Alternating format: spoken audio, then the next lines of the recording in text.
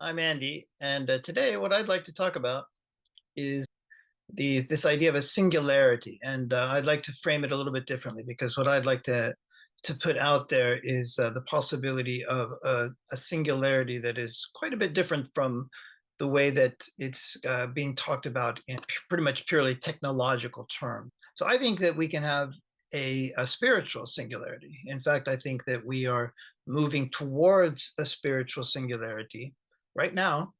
And I think that it's not actually a coincidence that at the same time we're we're hearing about a technological singularity that is coming from laboratories and research centers and places where most of us are not.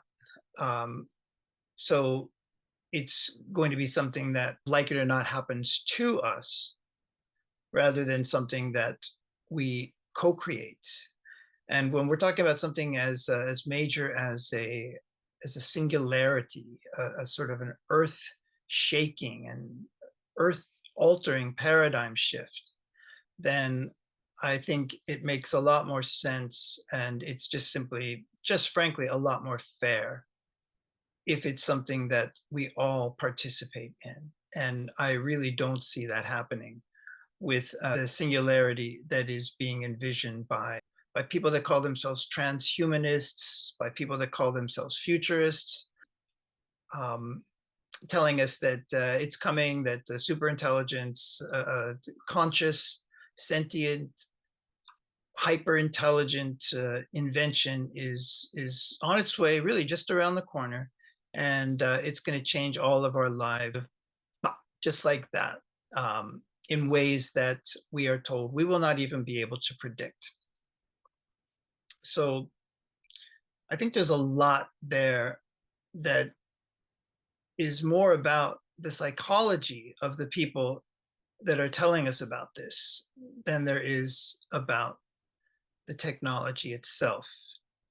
And and I don't want to make it sound sinister because I don't actually think it is sinister. I think there's a certain amount of hubris, but that's something that we always deal with whenever we're dealing with technology at the highest order. We're always going to have people who think very highly of themselves and what they do, and for good reason.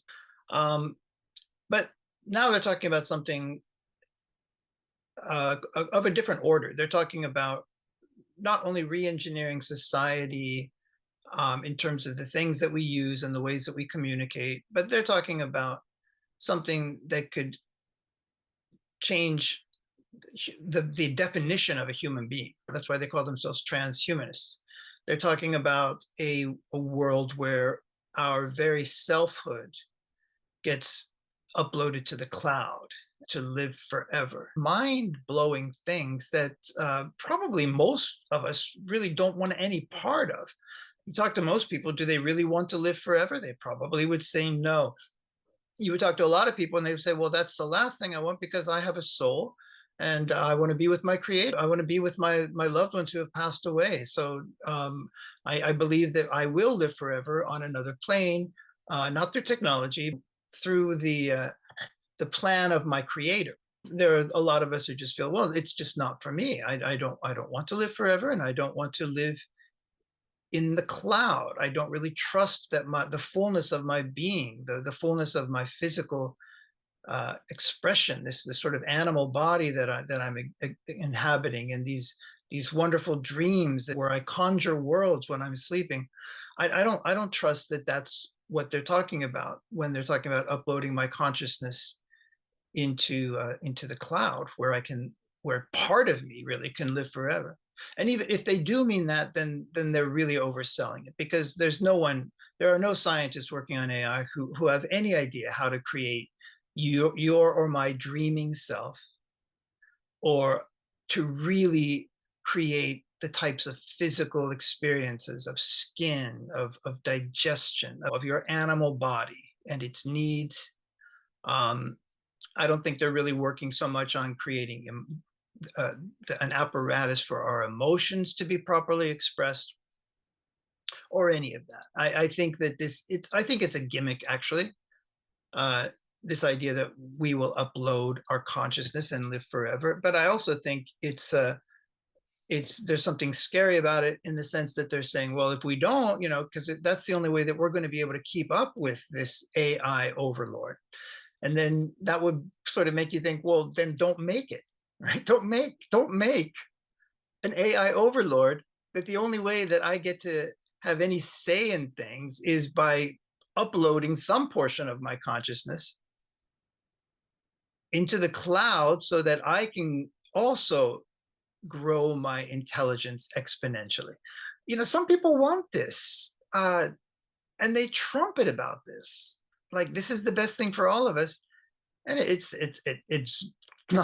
nothing that it's not on most of our radar. Most people in the world don't even know that this is being talked about, but they're in their laboratories, they're talking about something that's going to affect every person in Africa, every person in this Indian subcontinent, every person in Scandinavia, even the remaining hunter-gatherer tribes of the planet. It's like, yep, yeah, well, this is it, here you go. This is your new reality. No thanks. So, but what I said is, I think that what's really happening, what we are actually doing right now as a human race at the level where we're all connected, where we really are all one, we're all expressions of one commonality, that we know that we've reached a point where we really need to change, and we want to change. And this reality that we've created does not serve us. So what will serve us is a new earth, a place where each and every human gets to live with dignity, in the spirit of love and friendship for one another, sharing our talents, our gifts with one another, communicating from the heart, and to be living as it is possible to live. When we get to the point now where technology, through the voices of the transhumanists and the futurists, is that this new age that's coming, this new world that's coming, is going to be completely technologically driven.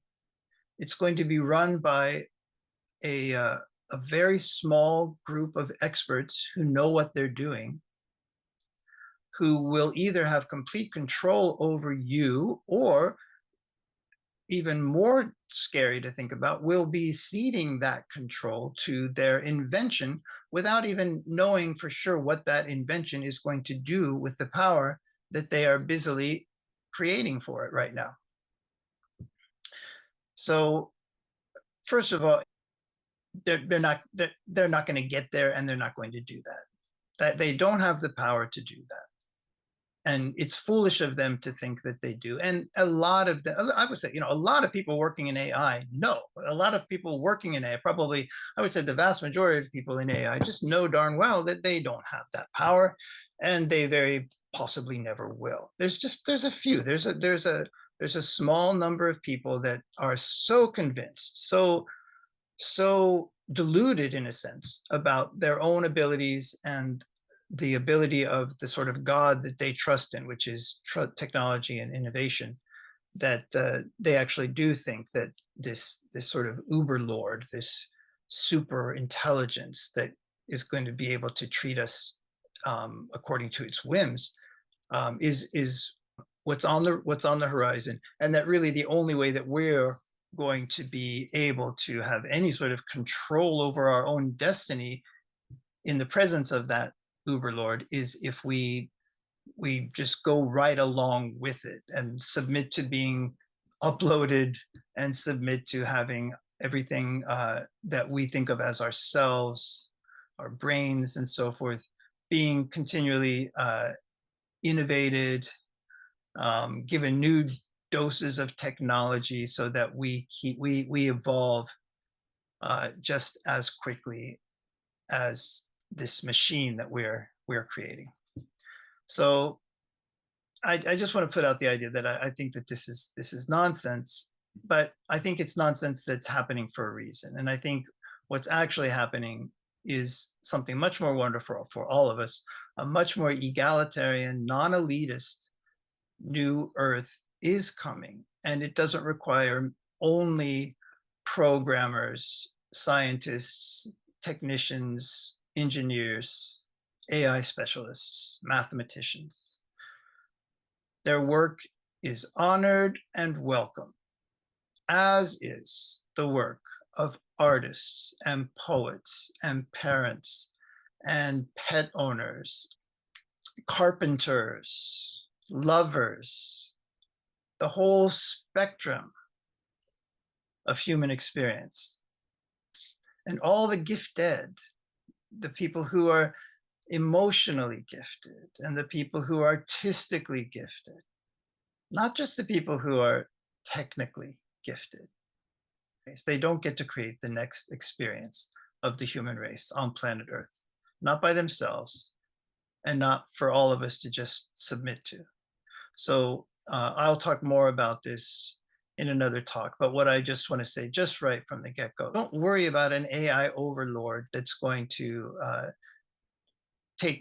become the dictator of planet Earth. But at the same time, do be concerned about the hubris and the mindset and the willingness to play with fire of the people who are working towards creating that. Do think absolutely that doesn't mean that things are just going to stay the way they are. No, that option doesn't exist either. There is going to be a new Earth, and it's coming soon, and we're all going to experience it. But we're going to be responsible for creating it. You and me and all of us. And if you're an engineer, a technician, a programmer watching this, then yes, of course, you too. Your part is very important, but your part isn't the only part. So I will talk about this more in another video, but that's just what I wanted to say, is that there is one thing about the singularity talk that is right. A big change is coming, but there is something about it that is very much not right, and that is that it is going to be a purely technological shift. Thanks.